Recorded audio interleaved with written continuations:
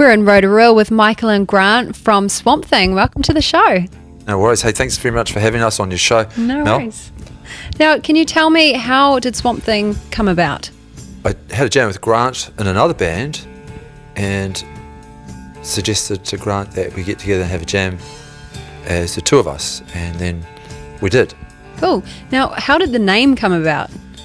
Well, we like bluesy, swampy grooves and other music as well, but kind of thought that would be cool. And I also liked the DC comic character when I was a kid, and I lived and played and lived near a swamp, and my whole playground was in the swamp, and I really identified with the Swamp Thing. He was one of the first environmentalists. He was a cool cat. Right. So how would you describe the sound of the band? We like the music kind of dirty and muddy and not very neat and tidy. We like it greasy, you know. So, but we can tighten things up when we can be pretty flash when we need to be. You know. But yeah, it's pretty much our style of music. Cool.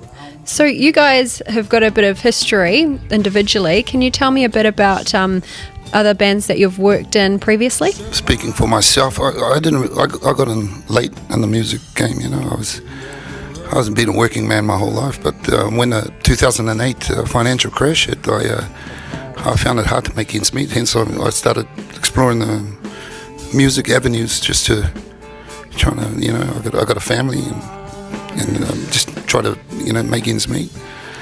And fortunately, I met this guy, and things started to happen from there. And what about you? What's your history?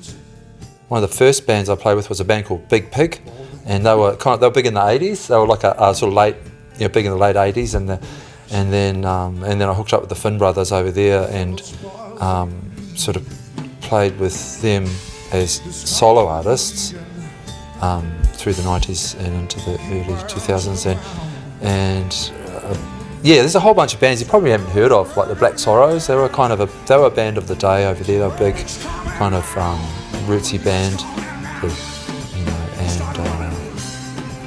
yeah, there's a whole bunch really. And then later on, in the years leading up to coming home again, I played in a band called the John Butler Trio, and they sort of started off as a sort of you know, like a bar band, and sort of, you know, back paddock of the festival kind of you know, rung of the food chain, and just sort of built it up to over a period of about 6-7 years of touring hard out in the States and Europe and everywhere. Actually, we toured a lot. That was pretty good, and then played with Split Ends as well, like when they reformed, and mainly for disasters. They're like the disaster relief band. That's the only thing that would bring that band back together. A tsunami or a bushfire. But yeah, it was pretty amazing actually. One of my, you know, played lots of gigs and lots of different things, but playing at the MCG, like a sold out MCG with Split Ends, it's kind of weird and surreal for me, because it was a band that I enjoyed and still do today, but as a kid, you know, so it's kind of amazing playing with those guys. Yeah, it's a great musical experience. Yeah, imagine. That's cool. So you play the drums, the keys, and you sing at the same time. How did you come up with that concept? And let's out of it, 3 things at once. Yeah. You just mucked around one day. No, yeah, I can do. The thing that really drove me to do that was hearing women say that men can't multitask. Yeah, I thought I just tried it, and it was fun. And nailed it. Yeah, I think what part of my classical music training was you had to learn a second instrument. Like, you couldn't just play like drums or percussion. So my major was orchestral percussion, which covers, you know, xylophone, timpani, and snare drum, and toys, like triangle and such. And then you had to learn a second instrument. And my second instrument was piano.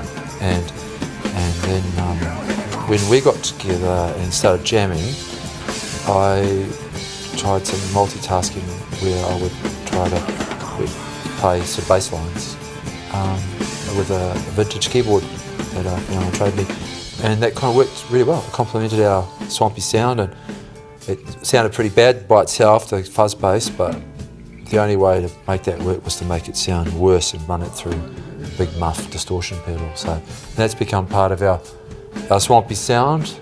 Awesome. So that's kind of how it's developed. Where can we go to buy your songs? Like, do you have on a website? Is it on iTunes? Yeah, you can come to us directly on Facebook.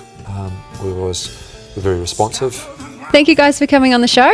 And now we're going to check out live Mr. Bobblehead from Swamp Thing. To view the full episodes, check out Push Play Music TV on dailymotion.com or premierproductions.co.nz. Tune in to Push Play Music TV at 9 p.m. on Tuesdays.